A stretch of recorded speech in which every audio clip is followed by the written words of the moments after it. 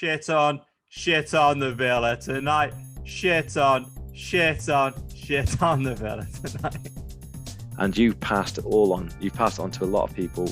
I'd love to see, when you say about COVID spreading, I'd love to see Gareth and then the exponential growth of Bitcoin that's come from you. I also spread COVID quite far and wide as well.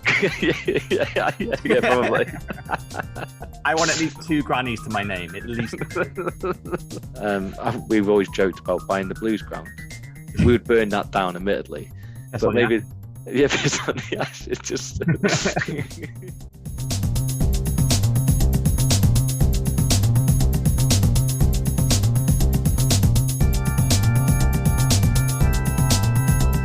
This week we wanted to discuss what makes a Bitcoin, didn't we? And we did. What we're after out of Bitcoin life. And I was just thinking about this before we came on just then. I just went, because obviously I got you into Bitcoin largely, and I've seen your behaviors change since you've been into Bitcoin. And obviously my own have changed hugely. But I just thought, was it just Bitcoin that did it? Because fundamentally, I got into shares when I worked for a company that ultimately had a share save scheme. So I got kind of almost allowed in. It was a very soft approach in. In the share save scheme, you can buy shares, and if they lose money, you just take the money back. It's like this. Yeah. It's like investing, but with stabilizers on. So it's the best way of investing ever. It's the number one best way to get started is buy shares in the company you work for. So you understand the company because you work there, and all the risk is removed. If the shares go up, you make profit. If the shares go down, you just get your money back. It's brilliant. And obviously I made money doing that. And then I obviously saw future potential in that company and told you about it. And then you invested and made some money. But then I went, did either of us really change our actual real mindsets during that period? And I just think, no, I don't think we did really. It was very much, it was a transaction. And I always knew there was a share price that when it hits that price, that is roughly when we need to get out. Yeah. So I think a share price was anything between 20p and £1 when I was telling you about it. And I pretty much told you if it gets to anywhere between £5 and £10, that's the top. And hilariously, actually, you told me between 20 and £1. I got in at 97p because I watched it go like that. And it's weird, isn't it? So I actually then went, I want in on this. Admittedly, there was a little bit of element of I had no money at that point in my life. But I put in, I think it was 500 quid initially and then another 500 quid. So it was small fry money. But it 5x, didn't it? Yeah, it was big money. You said 5 years, 5x, and it was 3 years, 5x. Yeah. So it got to a fiver, didn't it? Yeah. And this is 10 years ago as well. So, but then I just think it was always transactional. It was always, and once you get that, it was that will pay for a wedding. It will pay for a car. It was very transactional. It was literally just about gains. And I think in reality, when I look back on it, I had a shitcoiner mindset. It was purely transactional. I was never going to hold that for 100 years and give my grandkids some of those shares. I had no intention. It was purely, no. This company will pretty much max out when it hits here. So I don't know what to do next. Once this happens, it's I need to find the next thing. I need to find the next company that can get that kind of growth. Or maybe we leave it in here and it just stabilizes. But yeah, my mind, by and large, I didn't go down the rabbit hole. There was no, I'm going to really switch my time preference or start thinking for the future too much. It got me into investing. But I think once you find Bitcoin, that's when I've noticed, I've definitely changed a huge amount once I found Bitcoin. And I've noticed you've changed.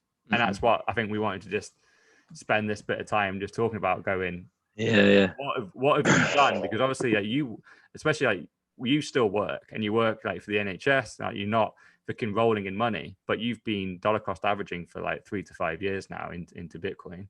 And it's just, but you've had to make some sacrifices and they're very real. And it's absolutely right. Talk through a couple of them and go, what have you had to do to keep your conviction in Bitcoin, to build the stack to what you got now? Well, I think, it's a good question. And I think we come back to what makes a Bitcoiner, because I think there's various levels of a Bitcoiner status. But then when you say about what have I done, so going back to the days, so the first initial funding I had was through those shares that we talked about. So that gave me the first enough money just to buy in, bought in pre the massive peak in 2017, and and then I left it like that, didn't I? That was in. It was a transaction at that point. It's going to go up, just buy in. Went up, went down, and then I just started putting in little bits of bobs. And I think Revolut was the turning point for me for the DCA, because every transaction, it was just the spare change would go into it. So you spend 97p, 3p would go into a spare change, but you could actually have your spare change put as a crypto, or was Bitcoin. I think Bitcoin was the only one that you could actually do.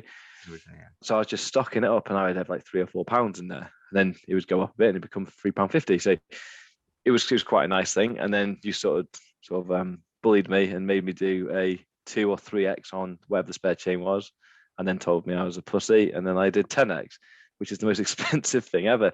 So I think you can look at this in two ways. And what does that mean, just for like people listening? Like, so when you 10x something, pretty much like, what is it? So, like you were buying a lunch for $3.50, which means like the funniest thing was with that was it was COVID time, so the NHS got this discount. So it was I think it was a £2.99 meal deal, and they were going 20% off, and that's like, oh, that's nice of them. Which meant it went down to £2.19, I think it was. Which meant it was then every time I bought with the Revolut card, this £2.19 lunch, it actually cost me another £8.90. So it was 81p change times 10, which was £8.10. So my £2.19 cost me £10, £11, I think it was. Yeah. So and I remember I texted you saying, I can't afford lunch anymore. So, and it's funny how you start playing yourself and you start thinking, oh, if I can round this up to £1, it'd be a tenner I put into Bitcoin. And it is actually insane. So I reckon over a number of years, I've probably put 2-3K into that spare change, because obviously it's times as well. If I ever had spare change at the end of a month, I'd just dump it in there, which I later worked out it was actually a poor decision, because the exchange rates and stuff aren't great. But it's still better. To be honest, it's not the best place to have brought it, but it's better than to have brought it there than to have just wasted left it. Yeah, exactly. And even worse, left it as pounds. Like, at least that's the thing with Revolut. It isn't the best place to buy, and especially because you can't get it out very easily. Yeah. But it's better to buy it and get exposure to the price appreciation than leave it as pounds. Like, better than nothing. Ideally, you should spend a little bit more time, get it into an exchange, buy it properly with proper fees, and get it to your hardware wallet. But that's right. And you just see the Bitcoin slowly going up and up and up. And I set it at half a Bitcoin. That was my target, and it was like a wishful thinking. And I've actually named my vault Magic, because you put money in and it just goes up. So I would almost certain to say, if the money I've put in and actually spent on Revolut, I reckon I've doubled that money in Bitcoin. So I reckon, so let's just say for argument's sake, I put £5 in, I've got £10 in there now, but it's considerably different value of money than that. And it's something that I highly recommend to everybody. So even if you don't 10x your change, because if you haven't got that spare change, just put it by, even if it is just literally the change. If you do it now, you'll be, as we always say, future you will be very grateful. So going back to your first question about sacrifices. So the arrangement we have is we both sort of have our own little pots of money that we give ourselves each month, that you can do what the hell you want is. So if you want to get a fancy haircut or you want to go shopping, you don't have to ask the other. So it gives you that independence. You're talking about you and your wife. Yeah, that's it. Yeah. So with that money, it's literally do what you want with. And I basically never have a penny to carry over to the next month. And that's because I get rid of it. And so if I've got 50 quid, if I do, no, Holly doesn't do it. No, Does she buy Bitcoin with it, or is she's still in there? I'm going to have a nice haircut this month. Well, to be fair, she doesn't waste money on stuff, but it's fine, like you said. It's like do what the fuck you want with money. Like, life is about that. Like, you have to spend money to have a good time. Like if taking the kids out and going day out or whatever, that is do what you want money. It's absolutely fine to spend it. I'm just interested to see whether she has money left over or whether she's buying any Bitcoin.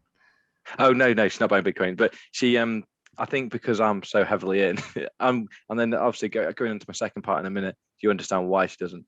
But exactly right. To be fair, a lot of her money gets spent on the kids. So because I'm at work, she spends it on them. So it's all good. Where was I going with it? But yeah, so with the money, so if anything goes over, I whack it in, and I generally do it with Coinbase now. So it might be 50 quid, 100 quid, whatever it is. But then when I do betting, because that's my sort of my hobby, I have a little bit of football betting, and it's not big money, sort of 20 quid a weekend I put into thingy. But obviously, when I put it in from Revolut, it's a 0-0, so that's a tenner. So whatever I put in, £10 goes into Bitcoin. So that's my punishment. So if I were to put a tenner in, it cost me 20. But then sometimes you get clever and you think, oh, I want to put in for next weekend. So I put 30 in now. So it's just a tenner. So you got to be careful you don't start playing scamming yourself from your own scam. It's the scam within the scam, isn't it? Yeah, you're finding the loopholes in your own scam. Yeah. I'm a clever guy. And yeah, so like I say, it builds up. And then when I win on the bets, normally it's sort of like a £5 bet and it'd be 5 to 1, so it'd be 20, 30 quid, 50 quid sort of sums of money that I'll win sometimes. And then what I do is I take it all out and it goes into Bitcoin. So if I ever do get a half decent win, which when you're putting a 5 or a tenner on a bet on a weekend, it does come in quite often. So it's nice. I can put that in. So when I look through my Coinbase transactions, you can sort of see, and it's nice.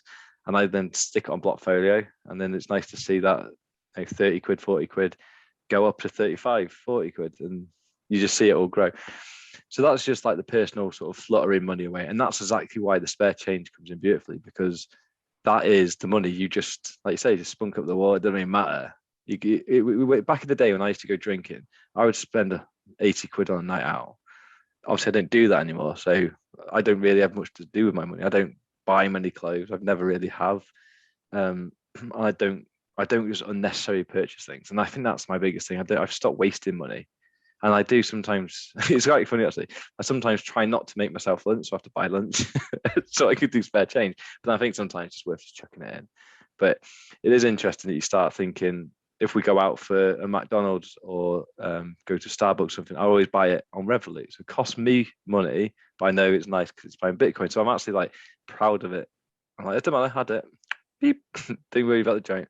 Ultimately, like it really does work out in the long term. Because obviously, I've only done it for a couple of years longer than you did on Revolut, and I 10x'd it. Yeah, it's unbelievable. I've worked out that the amount of money that I've spent on Revolut in total, I have more Bitcoin in that wallet than the total spend over the 5 years I've had the card. Because, and let's just put that into perspective to people listening.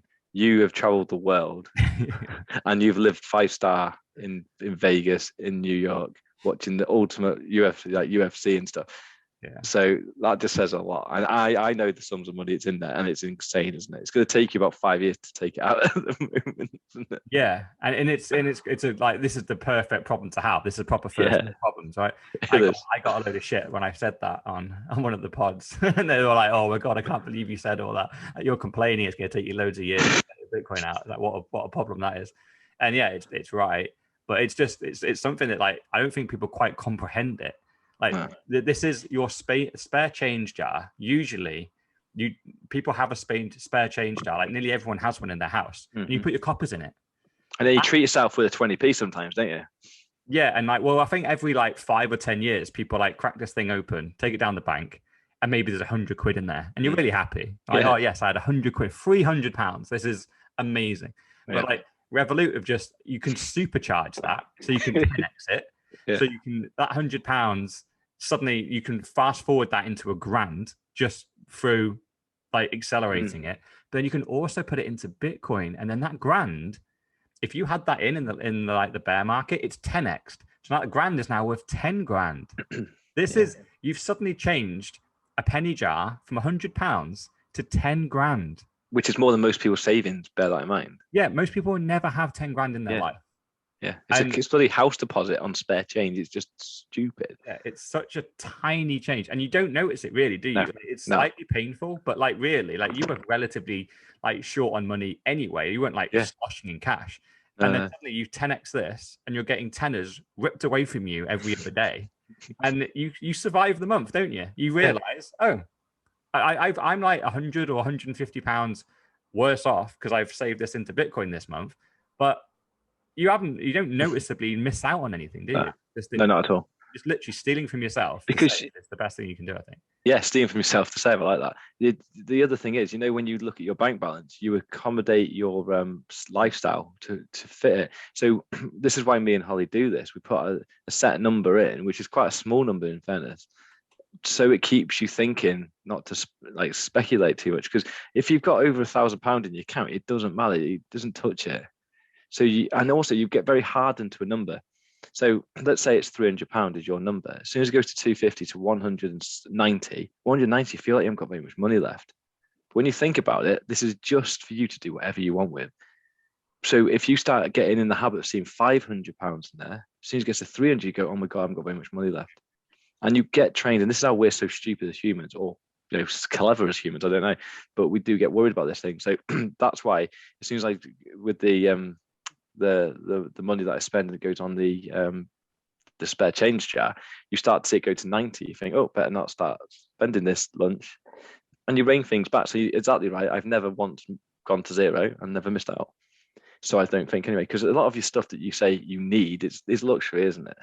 I could easily just wait until I got into work and have a brew and not just get it from the A&E cafe on the outside of the department. Simple changes. It's not difficult. But otherwise, then so that's my main sort of play money. Then you have obviously your joint money where it's for your bills, house, mortgage and stuff. So we have a set thing for that where all the bills go out and we've got enough money to live. So that's where the spare change thing wouldn't work, because it would whittle that down and then your standard living would drop. So we've got a normal standard living, and anything excess of that gets invested. And in the old days, it would just go into a savings in a bank, earning 0.01% of whatever it was. So it would basically just a place to hold it, isn't it? And you wouldn't spend it, you wouldn't touch it. And it's there for your holidays, it's there for the boiler when it breaks, etc., etc. Now it's just going bang straight into Bitcoin. And I do it on the same day every month. So we both get paid on the same day. We put all the money everywhere, and then on the 26th, it goes in. Doesn't matter what we're doing with the graphs, it just goes in. And I think it was until obviously maybe a month ago, every transaction was up. But obviously, we've had a recent bit of a dip, haven't we? And what we have done, we've never really updated our life. So we both had some decent promotions in our time. Me more recently, I've had a few major ones. So I'm quite high up in management in the job in the NHS now.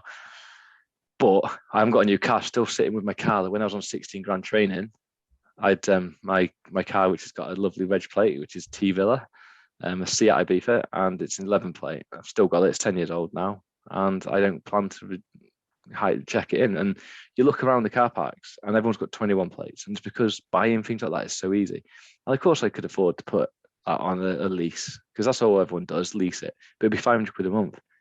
Now there you go. That's your DCA money gone.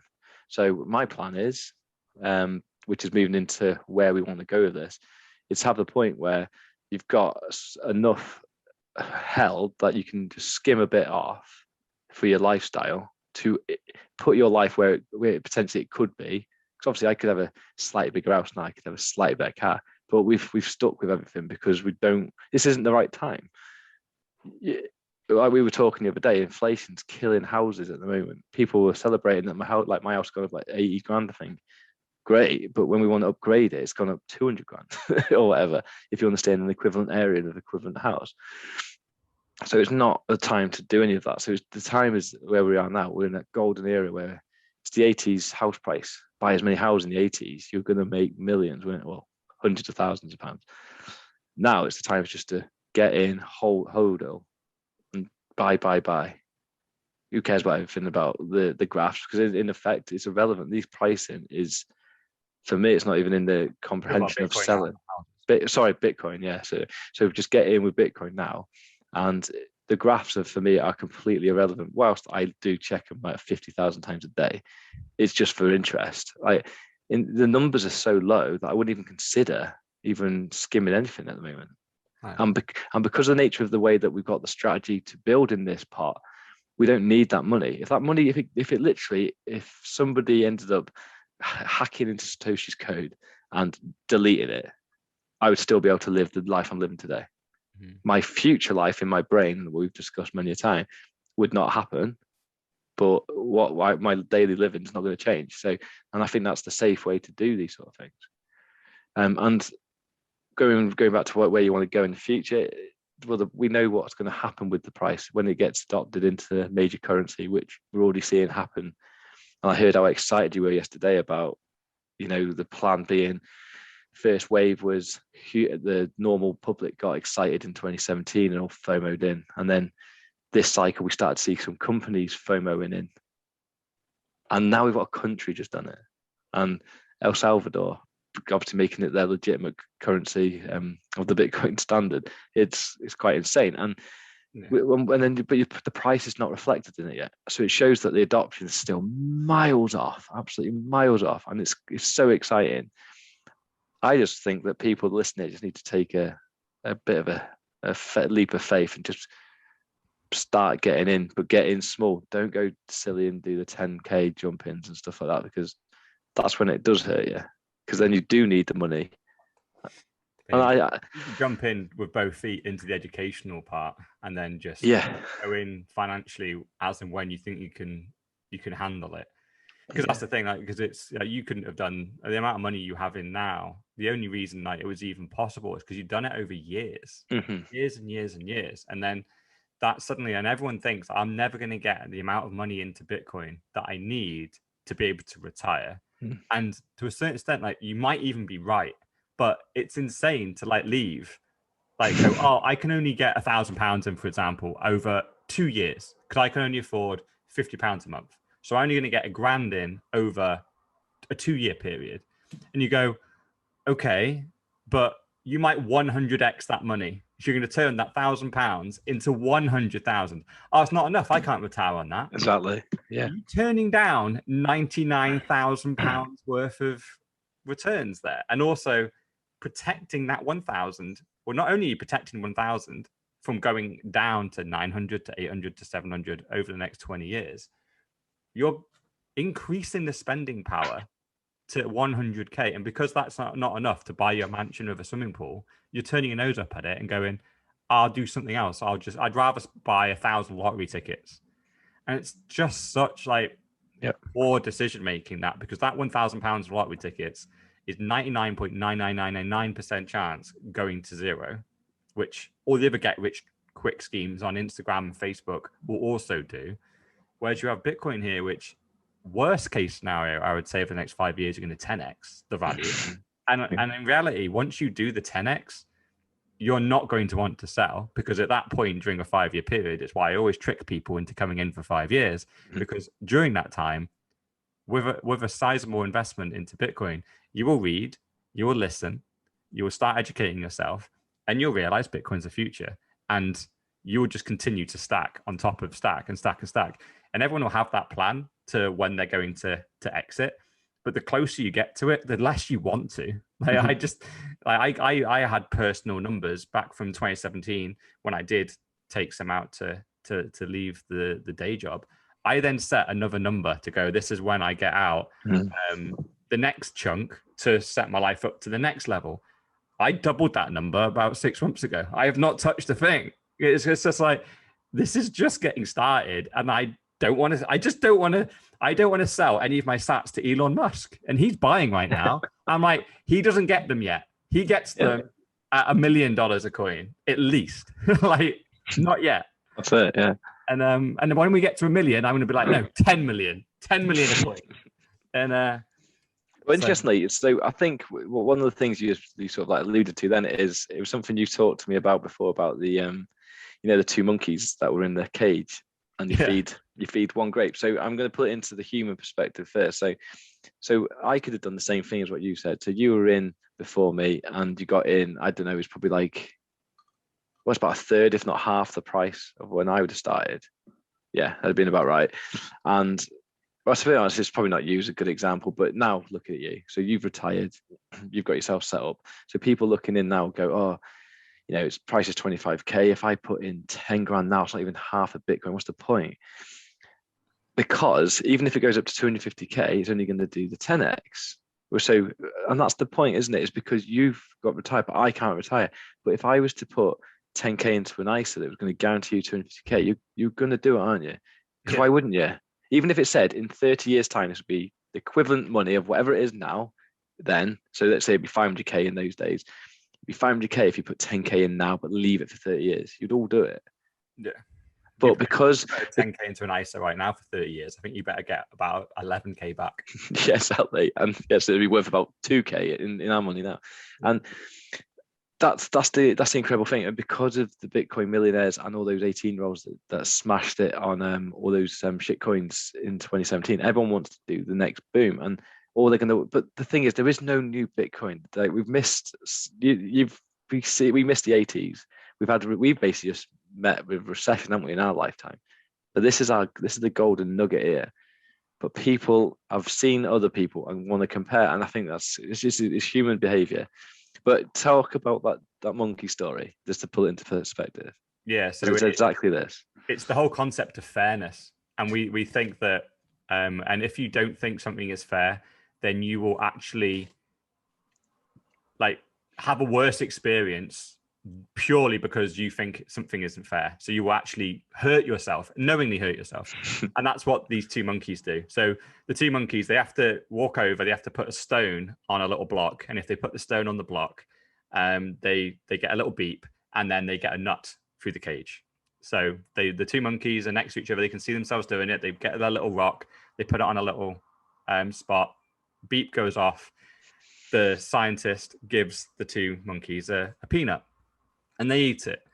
They then do the same thing again. But this time, one gets a peanut and the other one gets a grape.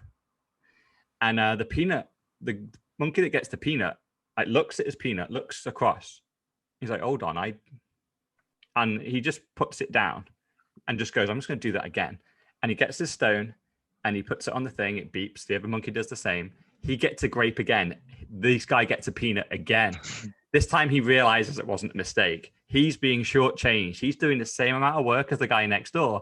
He's getting shortchanged. He's getting peanuts. The other guy's getting grapes. And at this point, he launches the peanut out of the cage and hits the scientist with it.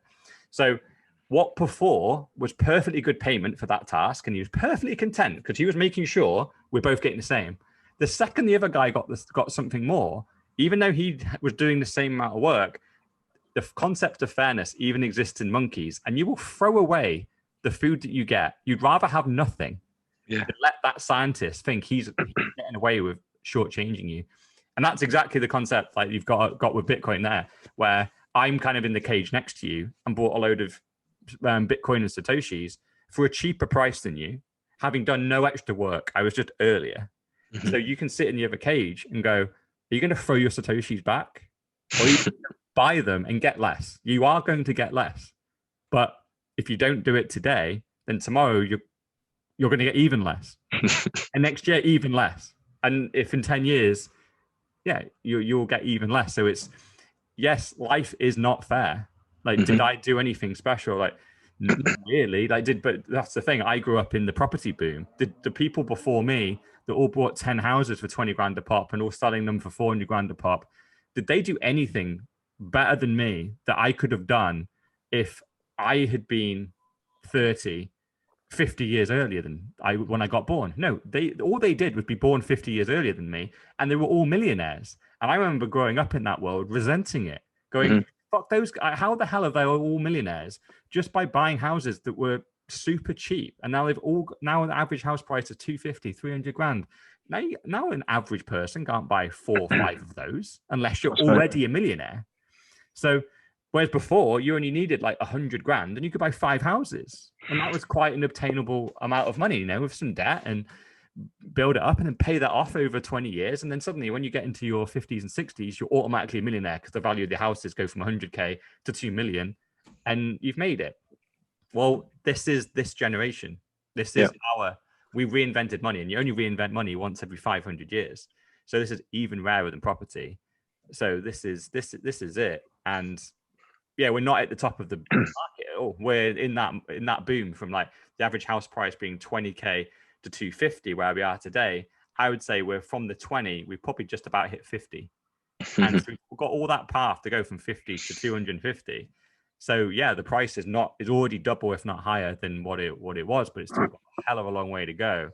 And do you want to sit on the sidelines and still be resentful for the people that bought all the houses at 20 grand and you're not going to buy a single one at 40. It's still Exactly. an incredibly good investment. The irony behind like the whole fairness thing, I think there is, whilst so it's probably going back to the monkeys. It's like the person who ends up throwing the peanut back at the scientist. It's like his mate learned how to actually put the stone on the button to make it beep.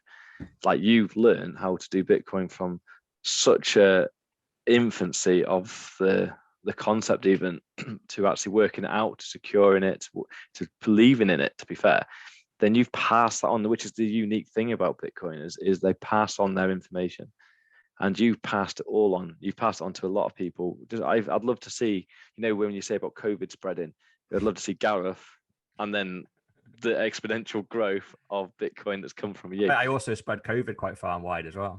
yeah, probably. I want at least 2 grannies to my name, at least 2. And and I think that's the thing about it. So why you get in more? Why have you had the chance to retire now? Because you believed in it when we were all like, coin what? Bit? I have no idea what the hell you're on about. And that's it. So I think the element of fairness is you deserve it. I deserve it a bit more than the person that's coming after me, and so on. And we just bring our families with us. And I think you've said in the past, everyone needs to have that one person in their immediate family that will support the others.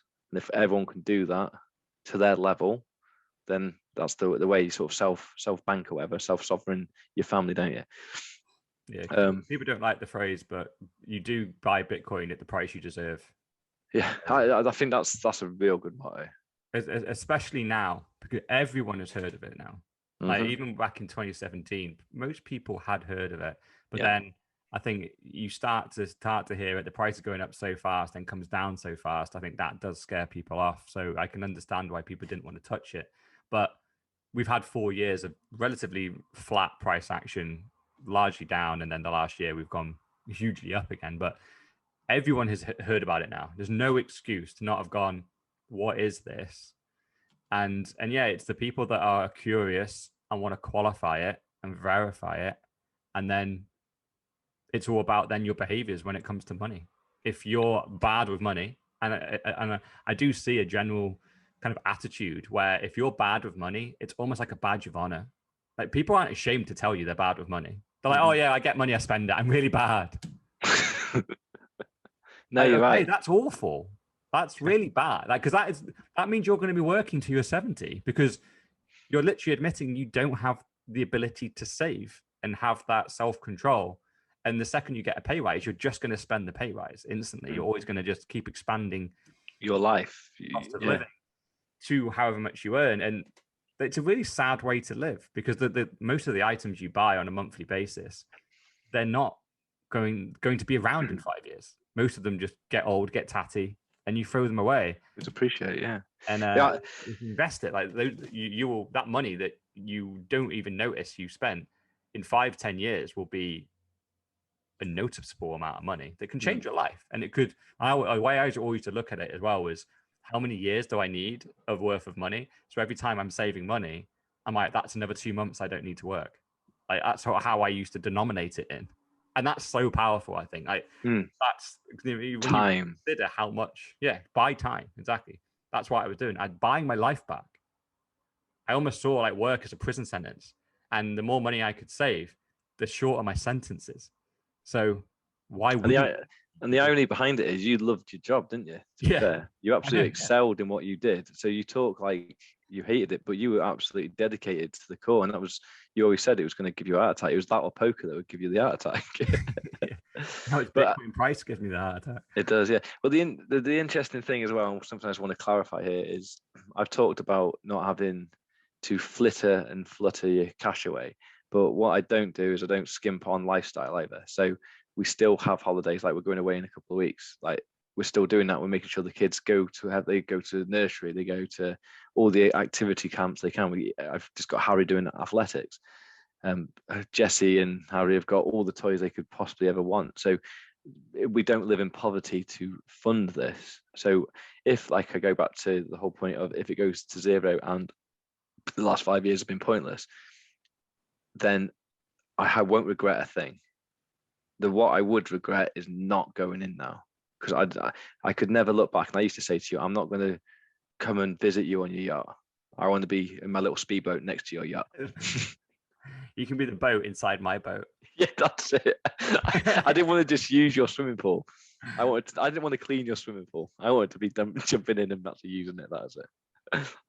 Yeah, it is a good point, because it is a very, very delicate balance, because you never know what life holds. Like, you could get a catastrophic kind of diagnosis tomorrow. You've got 6 months, and if all you've done is saved and not enjoyed any nice food, or haven't treated your kids and all that kind of stuff, you put your entire life on pause, waiting for the big payday. That's bad. Like, you have to enjoy the journey. You have to have fun, and it's very hard. Like, everyone has different levels of that, but you can do it like largely without the huge expenses. Largely, I think that, like, because I do it as well. It's just, you just cut the odd thing back, and it's like, it's the expensive shirt, or the temptation to get the car, or to buy the bigger house. Like, if you cut out those big expenses, big ticket items, they're the things that screw you. Like that, like the car, like you said, that £500 a month, that is huge. That is the biggest expense of the month every month now for 4 years, and then you'll just release it. So it's literally, if you just can cut out the big ticket items and be sensible, a lot of the smaller ticket items, like that extra meal out on Saturday, or the extra day out with the kids, or doesn't matter, does it? The extra Villa shirt that you want. These things, they just blend in. They're just like 50 to 100 quid a pop. You can do that twice a month, and it still isn't as bad as the one bad decision of getting the car. Yeah, I agree. Because the other thing we've done as well is we've got rid of all debt other than the mortgage. So outgoings wise, it's all gone, because we've got both the cars owned outright. Because what the dirty thing is, and what a lot of people have done in the NHS, have gone into the NHS Pay Scheme, where your car comes out of your pay before tax, which is quite sensible. It is like 20-30% cheaper than it would have been. It will bring you back under the 40% bracket of tax as well. But you never will have the opportunity to own that car, because I think you get maintenance in there, you get all the goods, you get like the top spec car. So you might get a 50k car, pay 500 quid a month. After your 3 years, you've got 25k to pay, or something daft. I don't know the numbers, but it'd be a lot. So you're never realistically ever going to buy it. Therefore, you go back and get a new car. So what's all that money gone? You thought you were saving your tax on it, but you've just had a fancy rental. And who are you impressing? I drive to a train station and back. I don't drive into Birmingham. What's the point of me having a fancy car out there? I hate to say it, that sounds like I do think like the NHS and like a lot of government jobs, like they make the pension so good to make you stay there. And then that type of car deal, it really disgusts me, because they have incentivized you so heavily to buy into that, because they've made it tax efficient. But by doing it, they are stealing so much of your money and putting it into the car instead of your pocket, that you're still net way down, and you're going to have to work for decades longer because you're doing that. And also, you got to think as well, the NHS, I did an essay on it for my MBA, didn't I? It's got 1.3 million people employed. So if you think, if you can get, say, even 1% of that, rubbish at maths, 100,000 people, whatever it would be, would that be right? That'd be 10%. So like a couple of thousand people doing it. You can guarantee they've got a fleet that they use. I think it's called Knowles Fleet or something. So I can guarantee you procurement will be getting a 5% rebate or stuff. So they'll be making money back from the payments. So it's a very, very clever thing, and they pay less national insurance. So it's win-win-win for the government. And poor NHS workers are a little bit less rich or less well off, and then they have to work longer. So it's simple things like that where you just got to have the bigger, take a breath and think about it. Yeah, because when I look at it, it's like what we discussed last week about like stamp duty being taken away, and they're doing that there where they're making your car payment be tax free. It's like, why is the government allowing you to do these things? They give you tax breaks provided you agree to getting in a shit ton of debt, which just means you have to work longer, and some company on the side is getting paid the interest or selling you some form of product. It's just so annoying. Like, if they just genuinely did something where they went, oh, you want to buy a car? Yeah. Here's an extra $4,000 for it, free. Now that is like, I couldn't question that, but they're doing the equivalent here, going, yeah, we'll probably give you a 3 or 4K kind of like way in, and that will be off the car in tax, but you've got to lump this on as well. It's a 4-year deal and it's $25,000. So in reality, yeah, you're stuck in a never-ending cycle of car payments now for the rest And of guess your what? life. You leave the NHS, you ain't got no car, Yeah, so you can't. or you have to, or you have to pay that trapped in the 500 company, quid. yeah. Yeah, or you have to pay that 500 quid, which is now going to cost you 600 quid. Yeah. So that's why I keep mailing So that. conniving. Yeah, it's just, but again, it's having that critical brain to think about these things. It does sound quite nice. A lot of people drive some sexy cars now. Yeah, I bet. And I know they're like bonding. Yeah, a bit of a fashion show in the car park, doesn't it? it does. In the train station car park, there's some right beauties in there as they jump on the train. Incredible. Sit next to a homeless person, freaking hitting themselves up. Yeah, I told you that time when I was sat on the train, COVID times, and the train, this is how stupid it was. The train conductors weren't allowed to ask you for a ticket because of COVID. So it meant so basically the trains were, it was only key workers that were on there. It was key workers, homeless. And they said, I spoke to a guy saying, it's quite dangerous now because I'm on the train sometimes on my own and there's a load of like random homeless people. Well, I say homeless, it's quite a harsh thing to say, but they were all smashed off their tits. And they were on that spice stuff, so they're like zombies, and they'd be asleep at the thing, they'd wake up, clapping, they'd be shouting. And it's, for me, I wasn't too fussed because it's like, well, what are they going to do? They won't be able to put a punch together. But you don't know if they got a knife. You don't know any of that. And obviously, I'm there dressed in like a suit, and you look like I've got a knife in, haven't I? I've got a wallet with a tenner in it. It'd be worth taking. Or poor Holly, when she was on the train pregnant, very vulnerable. Easy target. So those sort of things. As well, isn't it? It's a guaranteed iPhone as well. Yeah, everyone's got one now, haven't they? So, but yeah, I don't know how we got into homeless, but that was the COVID. Yeah. Interestingly, on COVID, do you know hospital admissions are through the roof now? Not COVID related. It's because of all the people that haven't been looked after over the COVID time, and it's really sad. We're massively overwhelmed. I know. Incredible. But anyway, that was a side topic. You could have guessed. Shut down the hospitals for a year. Now suddenly we've got a big waiting list. Couldn't have guessed. Yeah. Well, it's not a waiting list. It's A&E because people have actually got that ill that they're coming to A&E, and we can't get them through the 4-hour wait. Yeah. Well, people are still terrified to go to the doctor. Like that, I think they're wasting the time because there's too many COVID patients in there, which is not true. So they're just. Well, there isn't any COVID patients now. That is 100% true. But people still think that we still get told that there are. So genuinely ill people go, I don't want to go in, either because they don't want to bother them, or because they're scared of getting it themselves. So they're waiting and waiting and waiting, and then boom, now they're properly ill, and it's too late. I can fully expect all the numbers for all the proper like big illnesses, the diabetes, the heart disease, the cancer. The heart disease, yeah. So cancer, to be fair, I don't think is the issue. It's the heart disease, it's the stuff like that that's costing us strokes, things like that, all because of poor capabilities. But anyway, going back to the Bitcoiner thing. So what I sometimes get a little bit frustrated about is people saying stuff like, I'm only here for it. I'm here and I'm looking at a few year investment and stuff like that. That is still, in my opinion, got the me and you shares attitude. And I think, where do you become a Bitcoiner? So I was thinking about this. We all deal in pound sterling, don't we? I didn't know anything about the value of money in the sense of where it all came from until I read Bitcoin lessons. So, but I had all the money because I dealt in it. I used to buy everything in that money. So I would say I was a sterling or whatever. So what makes you a Bitcoiner? Does Bitcoiner make you have a Satoshi? Are you now a Bitcoiner? Or are you someone that, in my eyes, a Bitcoiner is someone that's going to be transacting in Satoshis in the future? And this is why I really struggle to even be that bothered. When people ask me, where's your price? I struggle with it because my price is to pay the house off. That's my last bit of debt. But I would not, 100% not want to sell anything near 50%, not even near that. So in that case, my price is bloody massive. But then I think, I don't think it's going to be too long before you're going to be able to actually spend it for as a what do we call it, a bartering thing, an exchange method. So when do you become a Bitcoiner? Is it the belief that you're going to just hold Bitcoin in the future and pounds and dollars are gone? Or is it somebody that goes, yeah, I've read a bit about it, I believe it, but as soon as it gets to 100K, I'm out. Or I'm going to sell 90%. Are you a Bitcoiner still? But you still got 10%. I see, that's where I really struggle. I'd be interested to see what you think. Yeah, I think like with anything, it's down to the individual. But I think you become a Bitcoiner once you realize that fiat money is broken.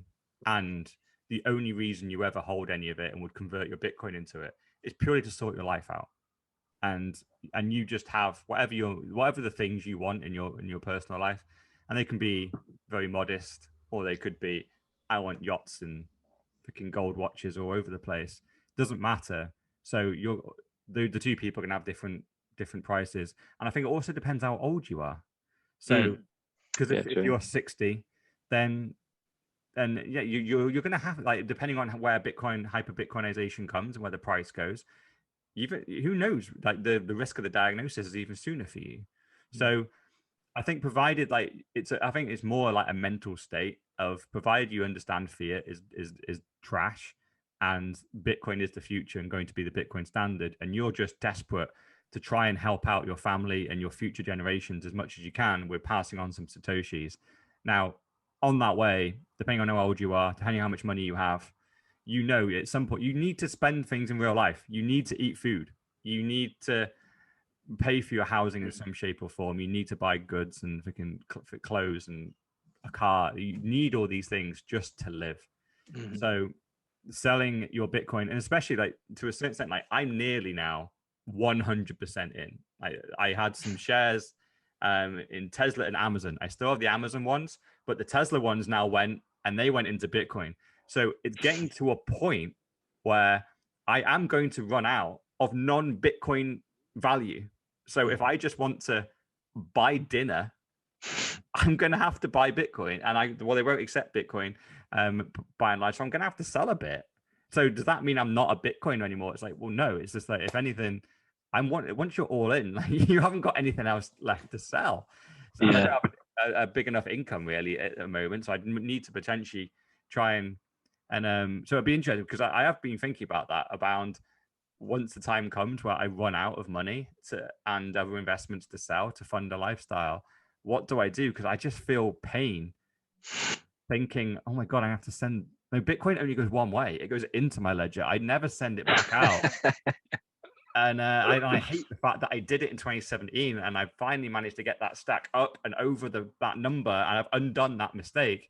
And now I'm like, I don't want to redo the mistake again. Like, that's the last thing. So I'm literally tempted to go and get a fiat job and just, like, start earning money just to pay the bills. And that's how much I do not want to sell Satoshis, even though, like, I could potentially have, like, a lot. 50 years worth of money sat here, and I'm just determined, like, no, I need a couple of grand for this month to, like, go on holiday or something. So I'm going to go get a job. I think it boils back down to the fact that there's 21 million Bitcoin, 48 million, the last remembering what you said, of millionaires. So there's less than a Bitcoin per millionaire, or half a Bitcoin per millionaire. And if you've got more than one, then you're bloody laughing. And everyone, the big thing these days is to become a full coiner, isn't it? And that's just when you think about where you're saying about the levels of when you got in, you get in when you deserve. People get into that stage. That's impressive. If you get to a whole coin, you think about how much money you've put in. That's really impressive. And there's a hell of a lot of money to have invested in. You feel sorry for them, don't you, a little bit? You think, oh, that's a shame. But then I don't as well, because it's like they had their opportunity. Yeah. Well, this is a massive opportunity. It's 50%. We used to be nearly 50K, and now it's nearer 20. So I think at 50K, that is out of the reach 99% of people now. Even if you dollar cost average in over a number of years, you're still not going to get to 50K. At 20K, that's now possible. If you like put in, like, you still got to do $1,000 a month for 2 years to get to that, but you're not going to get it because the price isn't going to stay here. No. But it's at least it's in range. Like, a full coin is actually a thing. Like, if we fast forward 5 years, a whole coin is going to be the same as going to the average person on the street and saying, "Are you a millionaire? And could you save £1 million?" And they're going to go, "Well, of course I couldn't." And that's going to be the same thing when we talk about being a whole coiner. It's not going to be even a thing. Yeah, well, I think a lot of people, we used to talk in Bitcoin terms in the past, and now we're talking Satoshis. So that's straight away, you're already breaking the derivative down. And I knew you were saying earlier about there's even a derivative of Satoshi, isn't there? So we've already got the scale there. I did laugh when Ross had asked you if there was a crypto shit version like silver to gold, and you were just like, no. Like, shut up. No. I did laugh. But yeah, it'd be an interesting road. But yeah, what else? You done? No, I'm just thinking about what else we had on the agenda. I suppose it's like when do you want to like quit the day job? Like when do you Oh, I think see. you get there? Like Oh, see, that's a good timeframe point. wise, and like what, and potentially like what are you going to sacrifice between now and then to get there?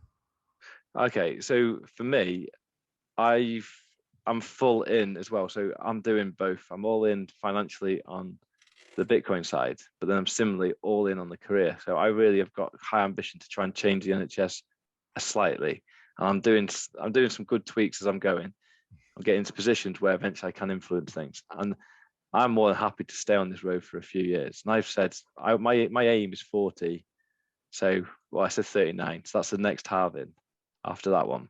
So to be honest, the price in my eyes, it would be nice if you could spike 100k quick, so I could just smack a couple, bit out and get a house paid off, and then not have to worry about that. And then it means for the next halving, I can just DCA, but with the mortgage price going in as well to Bitcoin, so to basically rebuy it, but then not have any overheads.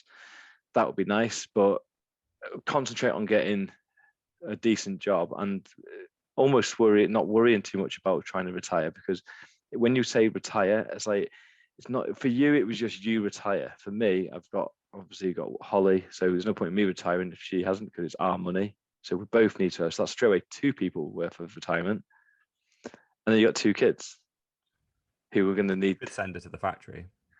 Yeah, I could think of that, or trade her in. Cut. Putting chicken in a box and you earn your way, love. That's it, isn't it? Yeah.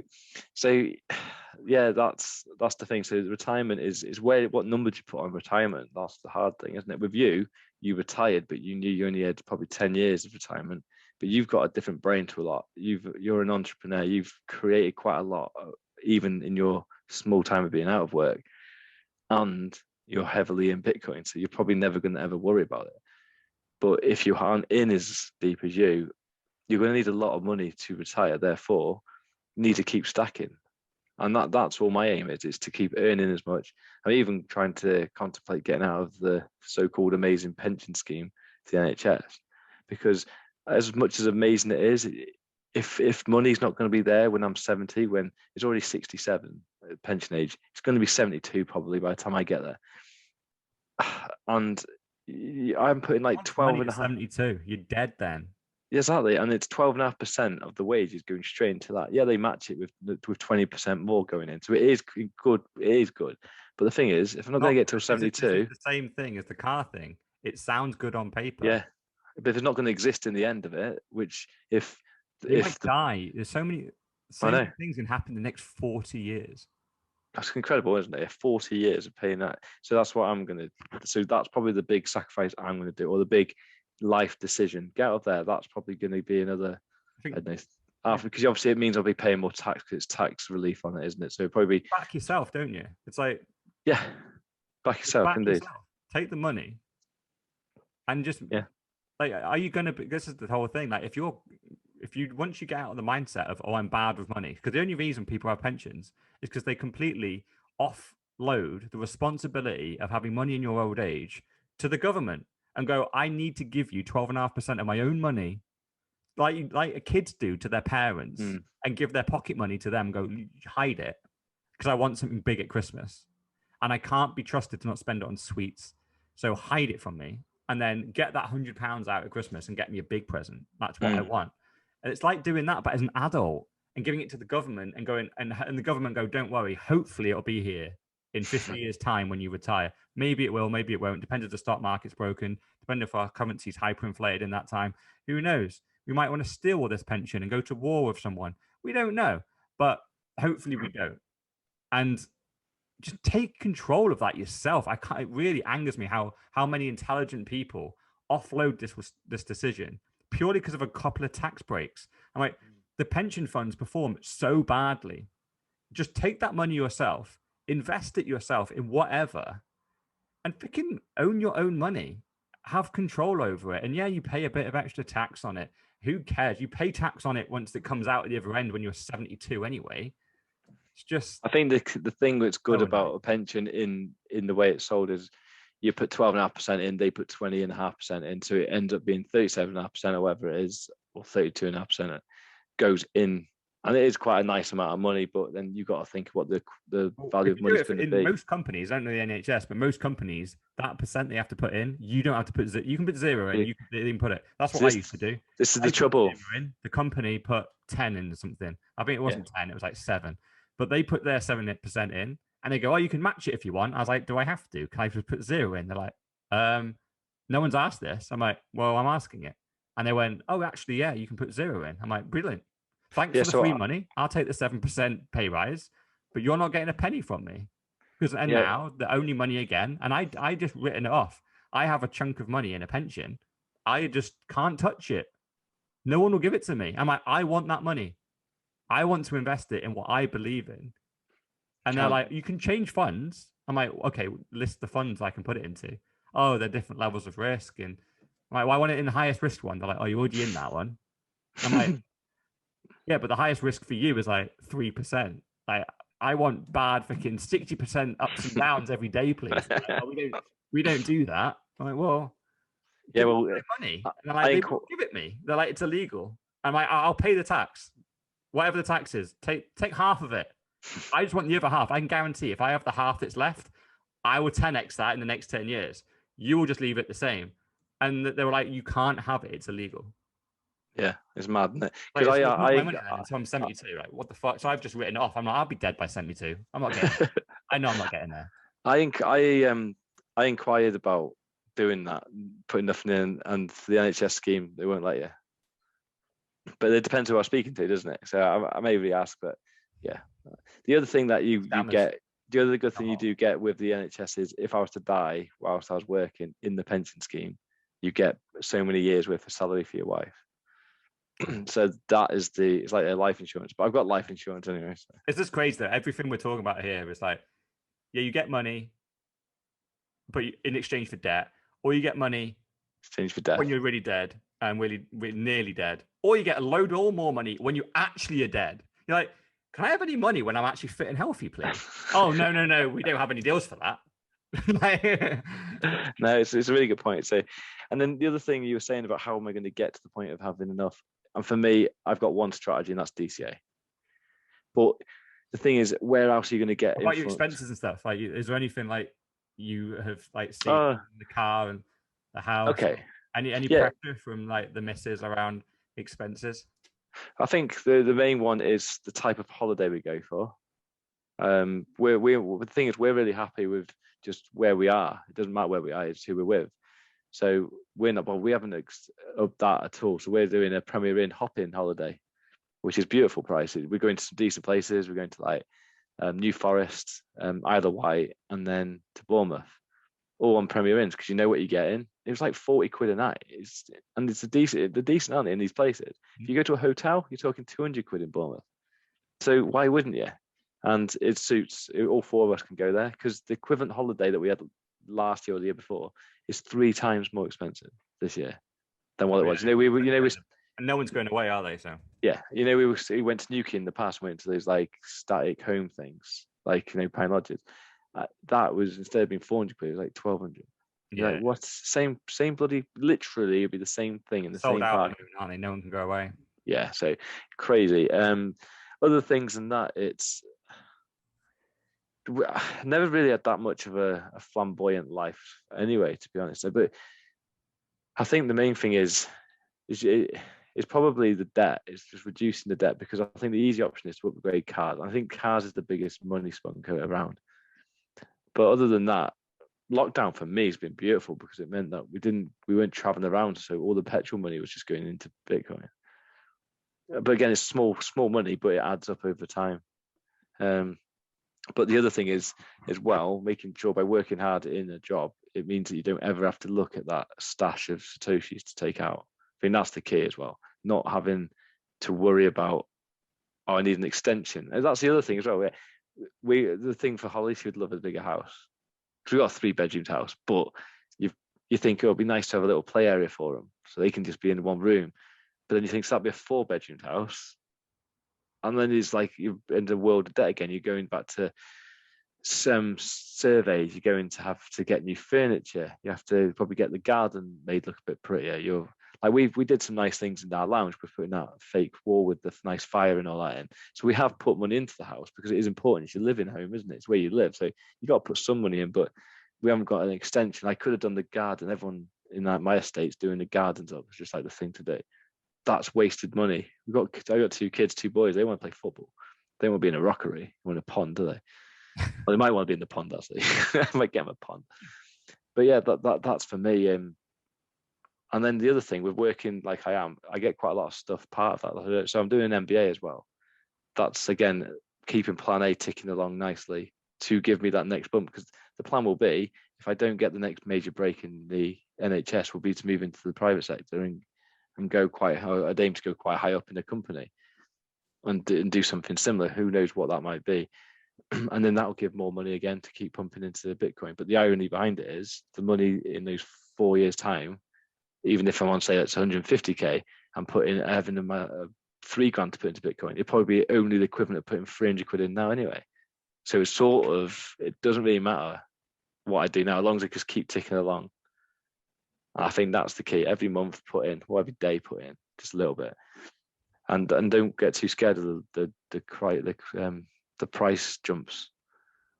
Yeah, because the mindset I would have if I was you is when you're thinking about the upgrade to the house or whatever, is if you can hold on and put up with what you've got, the type of money that savings could turn into is not only buying that house that you want, but you could also buy one of them for Harry and one for Jesse.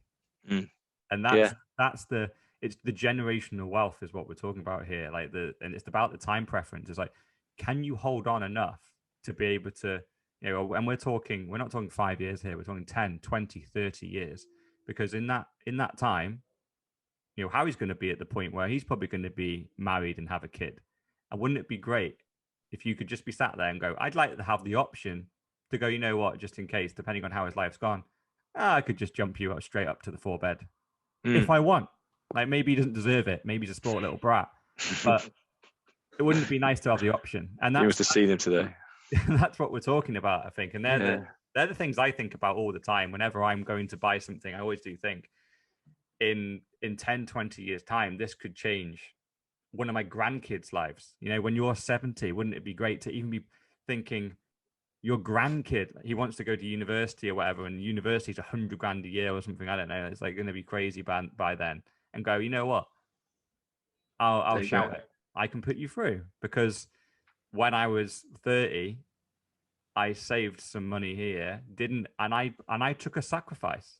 I sacrificed, but it was a sacrifice I was fine with. It was the difference between having a 3-bed and a 4-bed. In reality, you don't really notice. And I think space is the same as pay rises. I think you expand into it very quickly. And everyone that I've ever seen that's gone into a bigger house or got extensions, it takes them less than 2 months to already have expanded into that space, and they want more again. You always want more space until you're in the mansion that is the biggest house in the country. Then suddenly maybe you're satisfied. But going from 3-bed to 4-bed, from what I've seen, knowing that people have done it that I am mates with, they instantly get into the 4-bed and they look at the 6-bed because there's a bigger one on the estate, and it's a never-ending thing that you're chasing. And the kids get bigger, and then eventually all the kids move out. That's the irony behind it, isn't it? So it's one of them where you're like, really? Then you downgrade, and but you don't downgrade until you're 60 or something, and you go, oh, what? And then I think you get a bit attached to it. I wouldn't want to personally. Like, the house that I end up building or buying, like, I'm never downgrading. Like, that's me. And then if I have kids, I want to fill it with kids. And it's like, okay, great. When they move out, I'm like, well, fine. Like, I just got empty bedrooms. I don't give a shit. I'm not downgrading this bad boy. This is. I'm going to make this into a proper boys' den. I'm going to have fucking everything going on there. So I'm never going down into the freaking granny flat. Like, no, I'm going to fucking die here. That's why I'm going to die on the jet ski. Absolutely. I think it's a good way of looking at it, because I do struggle with the thing of when people say, well, when would you sell? I just don't know. I have no idea. And that's where probably the hodl in me get above my living me. But I think ultimately you said it in quite a nice, eloquently way about thinking about holding off for the short term for long term. So I enjoy my life right now. I have no qualms. I do not go to work regretting it. I'm doing well. I'm enjoying it. We've got a great family life, work-life balance. I need to be careful about. However, I do my best to keep it balanced.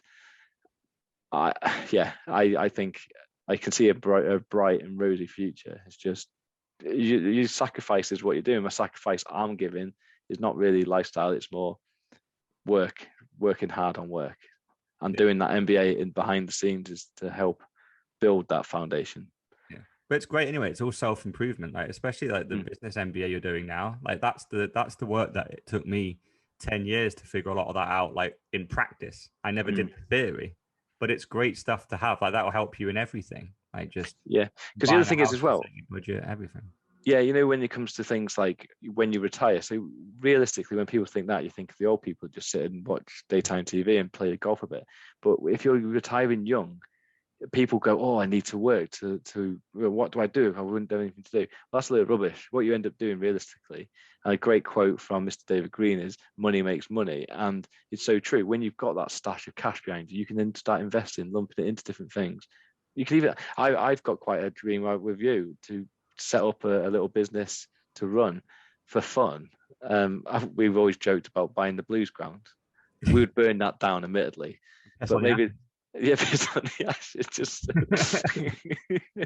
But then we could do things like buy like a small football club and pump it the money, and it would have to be silly. You'd have to be billionaires to do stuff like that to make it worthwhile. But have a hobby like that, that would be a dream. But then we always said about doing an escape room, or me and Holly have always said we'd like to get some rundown houses and do them up. And again, it's a bit of a hobby more than making the money, and you would make money out of it. So you keep your stash, you pull it in, you get a bit more out, and it's a bit of fun. And it's life skills. So all this MBA stuff is doing is it's going to give you more tools to actually finding the other things to do, because you need to do stuff. You can't just have holidays. We've got kids. We're going to have school for the next 18 years. We can't just go flying around the world all the time. No, we could get au pairs, actually, couldn't we? I think being an eternal student is a great mindset. Yeah. I learned that from pretty much from Granddad. Like he was constantly learning new stuff. Like he always had the latest computer. He was like more up on the internet than I was, and he was freaking 78 or something when the internet came out. He would be in Bitcoin, wouldn't he? Yeah, he'd have been a Bitcoiner. He was always into the latest thing, learning. He was learning until his last day. He was an eternal student, and that's what you want to do. And he retired at the normal age, but I just call it financially free. So then you go into retirement, but I'm reading, learning, all the time. And but I don't have to do the crappy stuff that came on my job. I enjoyed a lot of it, but then there's a lot of crappy stuff in there. Politics, isn't it? Yeah, it's all the heartaches stuff, and he said, she said, and it's only got worse. I'd look at my old company now and see how woke it's got. I could not handle it then. I would genuinely hate my job now. And be in prison. Yeah, I'd have been fired years ago. The type of stuff they've been rolling out and how woke they've got. But so I would have had to leave and figure out, and I'd have had to leave and go join a company that is more in my style. But yeah, so in your retirement and in your thing, like I want to learn stuff that's practical. I want to learn how to build part of a house, how to landscape stuff, how to just do so many different things. I've been learning how to fly drones, how to set up fish tanks, how to travel, how to, I randomly went to Puerto Rico and nearly set up a bank by accident. You did.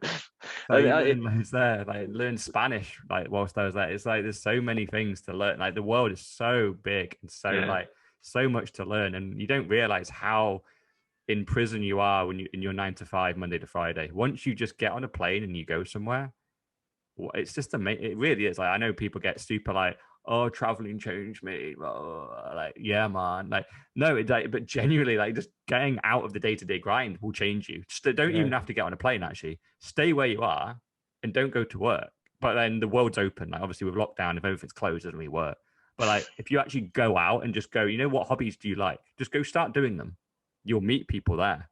And if you don't have to go to work, you'll be like, do I go for a beer tomorrow? And you'll suddenly you'll start building actual connections with people that are like you.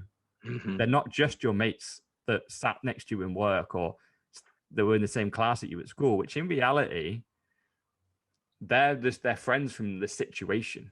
And and the only thing that really keeps you together, I find a lot of time, is nostalgia.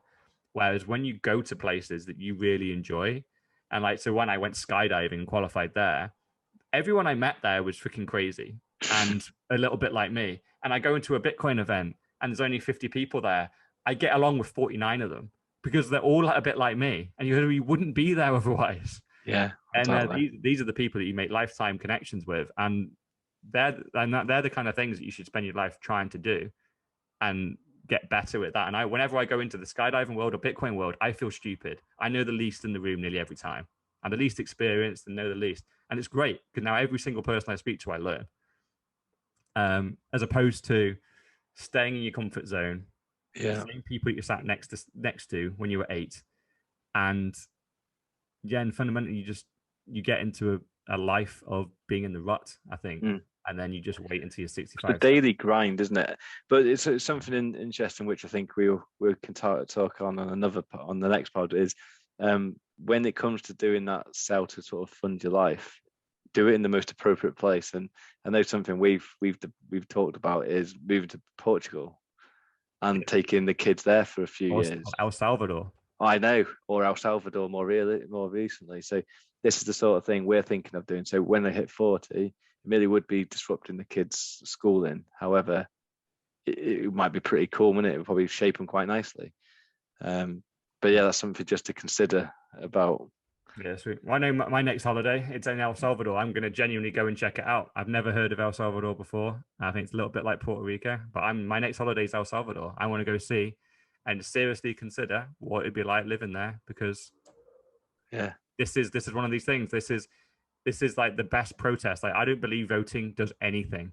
Voting you just vote in another corrupt person. However, when you move your bank accounts and you move your money and you move it to a government that supports more of your ethos, that is speaking. That is speaking. Forces people to change. So if people like me leave and go and support someone like El Salvador, and that suddenly we move our businesses there, we start paying other taxes there, we start just spending money there, then that their economy will start to boom, and other economies that don't support a Bitcoin standard will start to flounder, and it will force them to go, how can we compete with El Salvador? Easy. Move to a Bitcoin standard. Yeah. They did. And so if I can be part of that movement, then it's one of the reasons I went to Puerto Rico, whereas I thought that was the place that was going to do it first, and it turned out it wasn't. So I came back. But if El Salvador is the place and all the Bitcoiners are going there, I'm going to be in the first tranche. I'm getting in early. So Citadel. See you Happy day. See you in the Citadel.